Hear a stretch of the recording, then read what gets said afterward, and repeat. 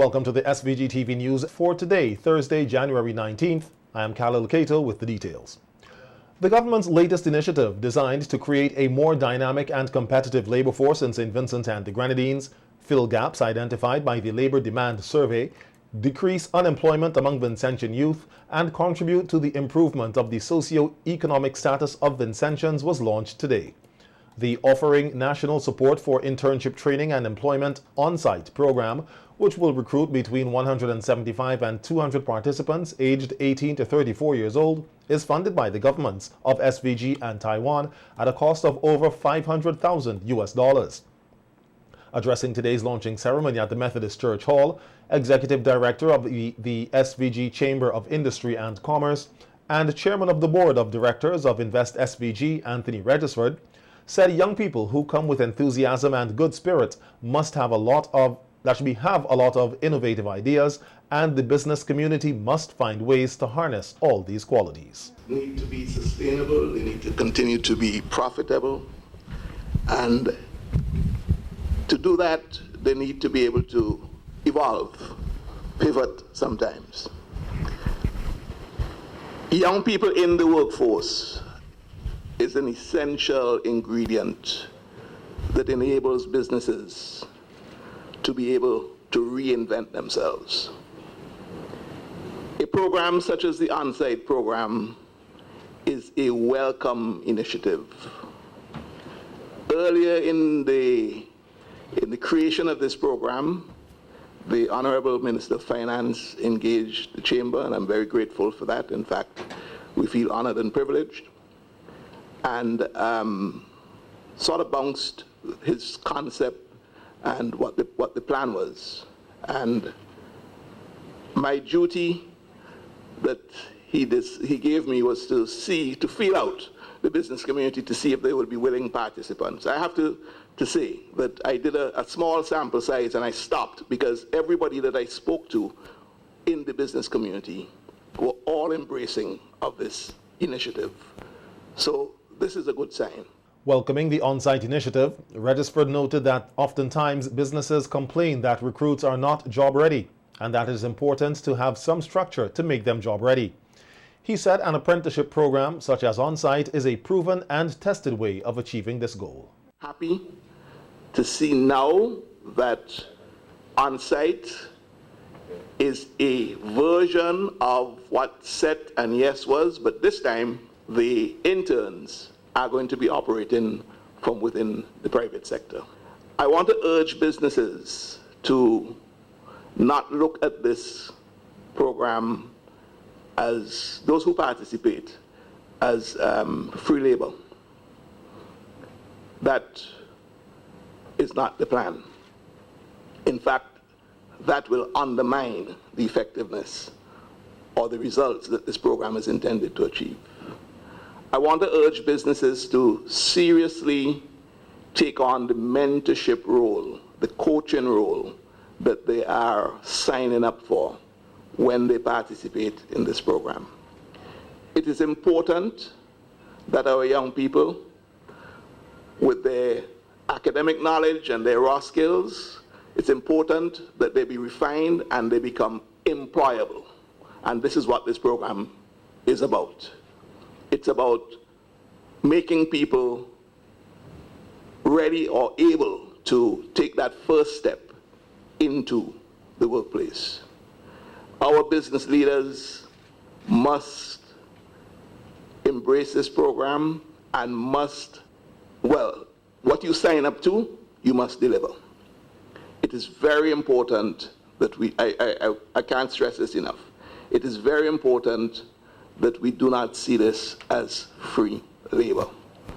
I will tell you why I make that point, because another reason why I'm making the point is because when this program, word of this program got around at the chamber, we had businesses calling us, is it ready, is it ready? And I knew what the intent of the call was.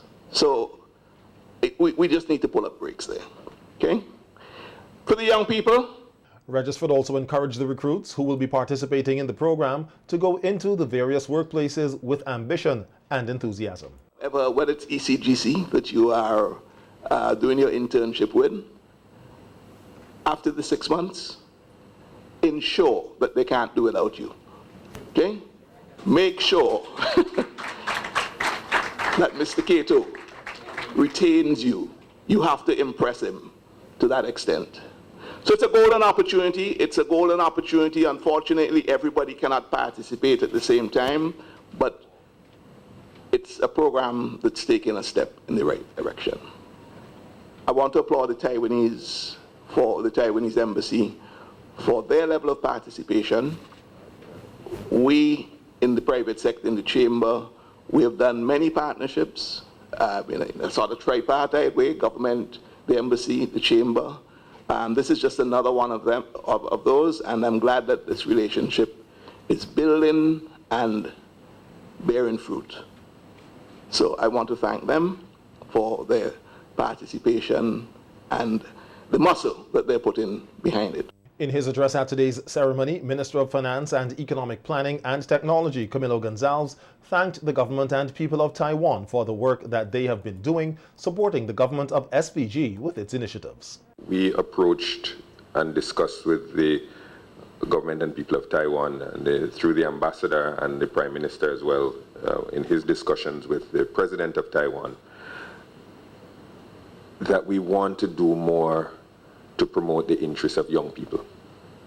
And we spoke about entrepreneurship and supporting young entrepreneurs in St. Vincent and the Grenadines, and the Taiwanese came up with, in partnership with us and the CED, the Women's Empowerment Program, where we've provided grants to a lot of young people, a lot of young women last year, scores of them last year, who got grants to assist in their business and learn business planning and all the rest of it. The Prime Minister spoke to the President about additional scholarships for people to go away to study in Taiwan, and the President, Her Excellency, kindly agreed.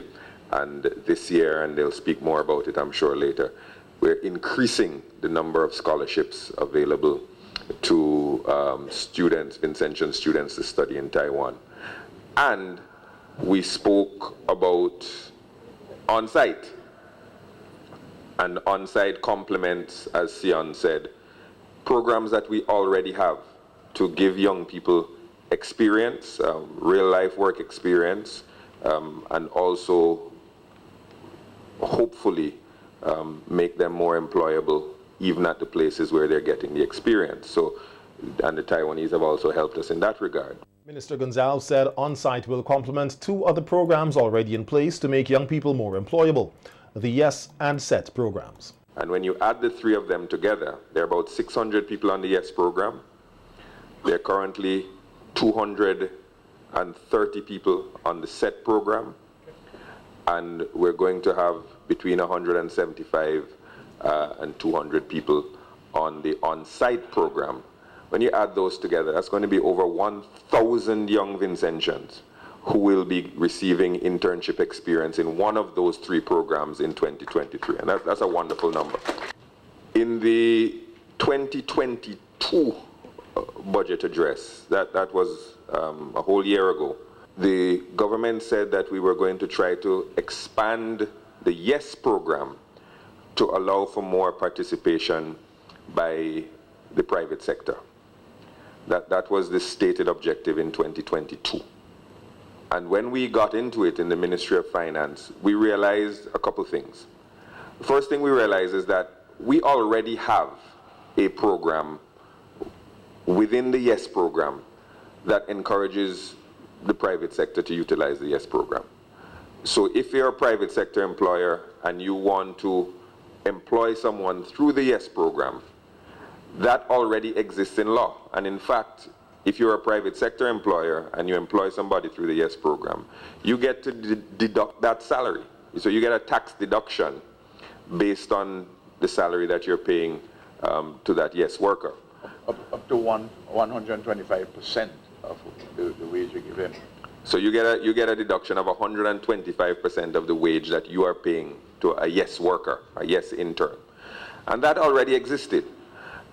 So there was no need to change that, just maybe promote it more. The finance minister also made it clear that the on-site program is not free labor being offered to the participating businesses in the private sector, as they are hoping that these companies will permanently hire some of the recruits or interns. Or somebody working in your business and you don't have to pay them.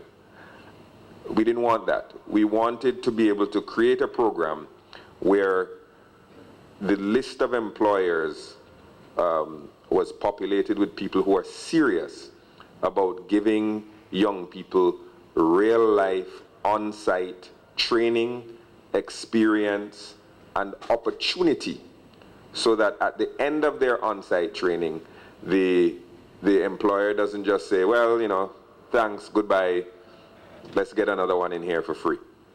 But we're hoping that the employers that we involve in the program will seriously consider, if you perform well as an on-site intern over your 6 months and you understand the system, you understand how their business works, you understand the functionings and the specific job responsibilities, that employer will say, it's better that I hire you now permanently rather than go out and get another young person and train them again from scratch. Minister Gonzalez said they have consulted with other stakeholders on the on-site program, which they believe will create a nurturing environment for the interns. The employer has responsibilities. The employer is going to have to provide monthly updates on how the worker is doing and what the worker is doing. We're not giving you somebody to just sit down at a desk and answer a telephone. That's not the point of the on-site program. So the employer is going to have to be telling us what the employees, what the interns are doing. The interns are going to have opportunity to give us feedback as to whether or not they're learning, what their experience is. And we're going to use that information not only to improve their individual experiences, but to feed into further distilling this on-site program.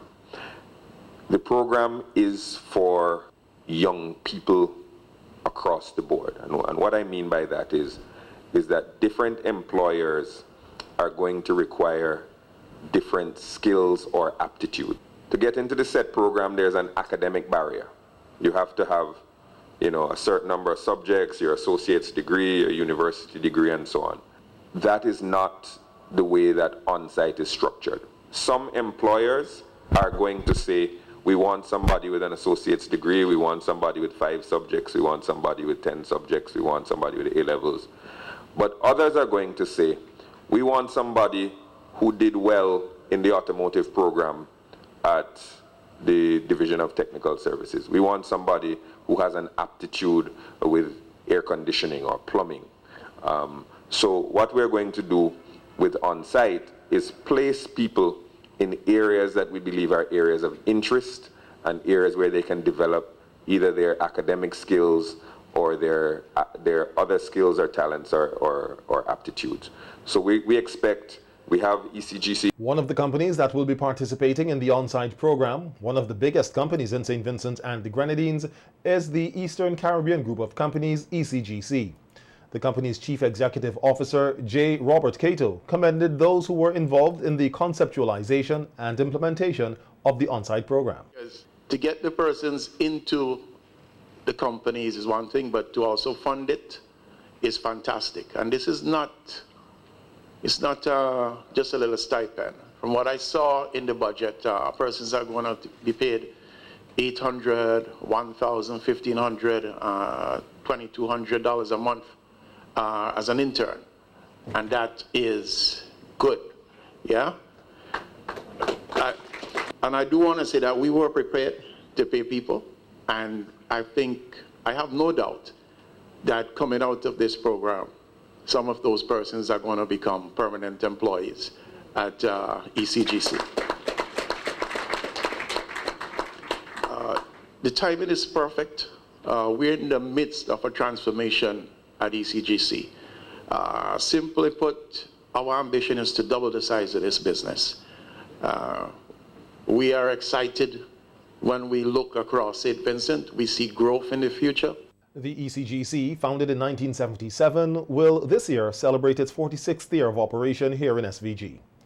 Taiwan's ambassador to SVG, Peter Shally Lan, described today's launching of the on-site program as a new page in the bilateral cooperation between St. Vincent and the Grenadines and Taiwan. This on-site program is again about education, which I continuously argue is one of the most important backbone of our 41 years of diplomatic ties.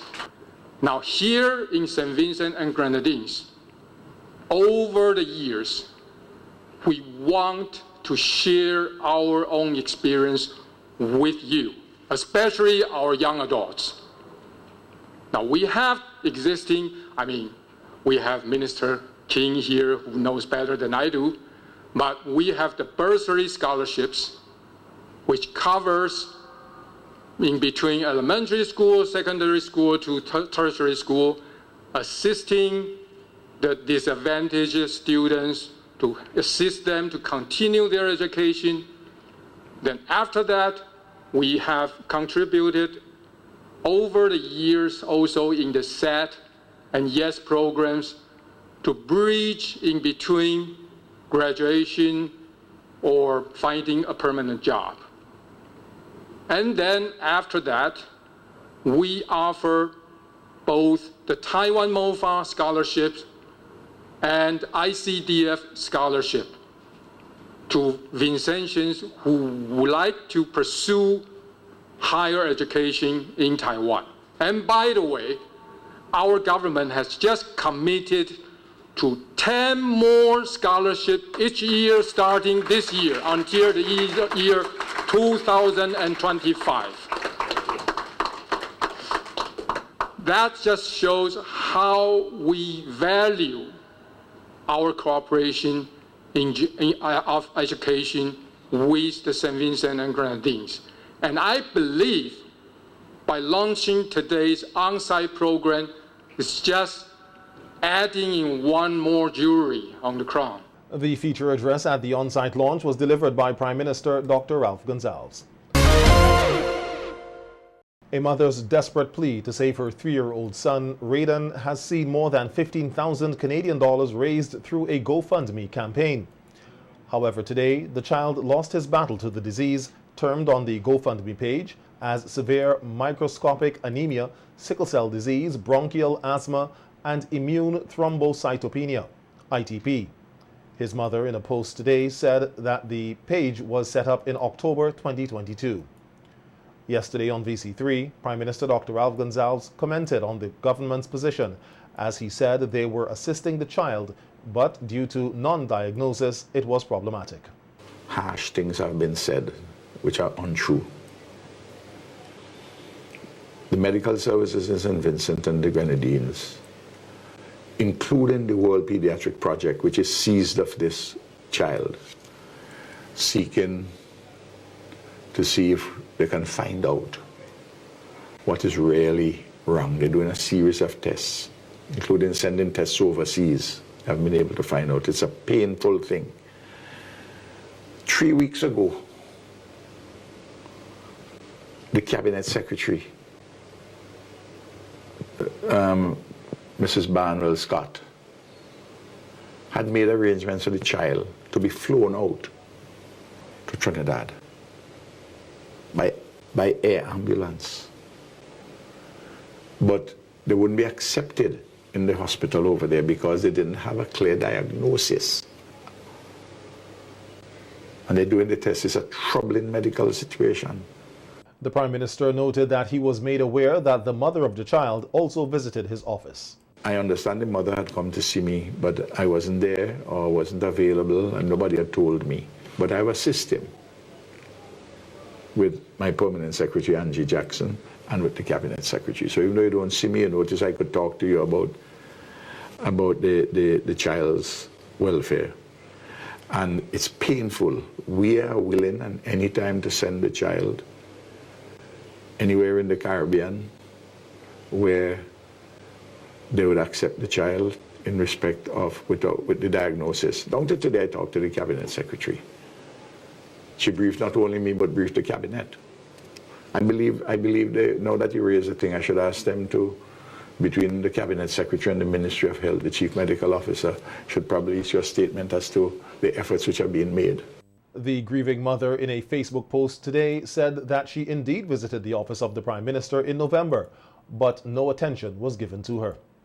The Prime Minister said yesterday that provisions are made for assistance overseas to persons. In the budget,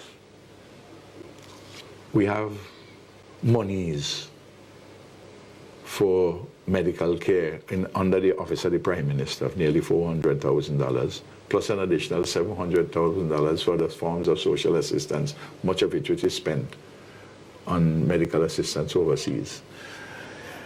Then, from the lotto, for education and health purposes last year, the lotto spent over $3.5 million. A number of fundraising activities were planned for this weekend to assist with Raiden's medical expenses. SVG TV News understands that some of these events will go ahead as planned. However, the funds will now go towards his funeral expenses. Zandra Roberts, a student of the Kingstown Preparatory School, came out on top in this year's Grade 6 writing competition hosted by the Ministry of Education and National Reconciliation in collaboration with Harder Education. 10 students competed in the finals yesterday. The second place position went to Kaj Murray of the Windsor Primary School, and third place went to Crystal Webb of the Evesham Methodist School. The best persuasive piece in the competition was won by Crystal Webb. There was a tie for the best descriptive piece, shared by Janaya Carr of the Beckway Seventh-day Adventist and Tyra Danzine of the Kittels Government School. The best narrative was won by Keon Huggins of the Gomey Methodist School. Speaking at the prize-giving ceremony yesterday afternoon, Sales and Marketing Executive of Harder Education, Byron Wilson, said that the organization is committed to assisting the students of St. Vincent and the Grenadines with their educational development. Our resources as being very important to our business. And as a result, we invest heavily in these type of activities. I need to say that there is a training department also at Harder Education, which is available to provide training in personal development and other areas to the Ministry of Education and to the schools outside of any subject workshop which we host from time to time. And I'm saying this to say that Harder look forward to help the teachers in the delivery of content in the classroom. So whichever need you may have, we may not be able to do everything, but I'm sure there's some way that we could help to make sure that we reach out and that the children benefit. Wilson, however, expressed disappointment with the level of participation in this year's writing competition. I once again urge the schools to give your students the opportunity to take part. They can only benefit from it. The students write in school every day, and I was a teacher, and I know that, so I'm not guessing it. You do some form of writing every day in schools. We have creative writing as an important component of assessment, both at the school and at the national level. It's all about preparing the students for life. Therefore, I appeal again to give the children the opportunity to excel. 39 students participated in the competition this year.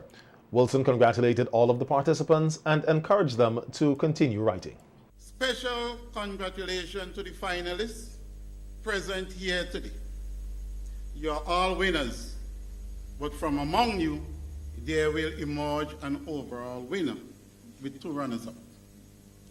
Maybe a day will come when each one of you will be rewarded with more tangible prizes for your efforts.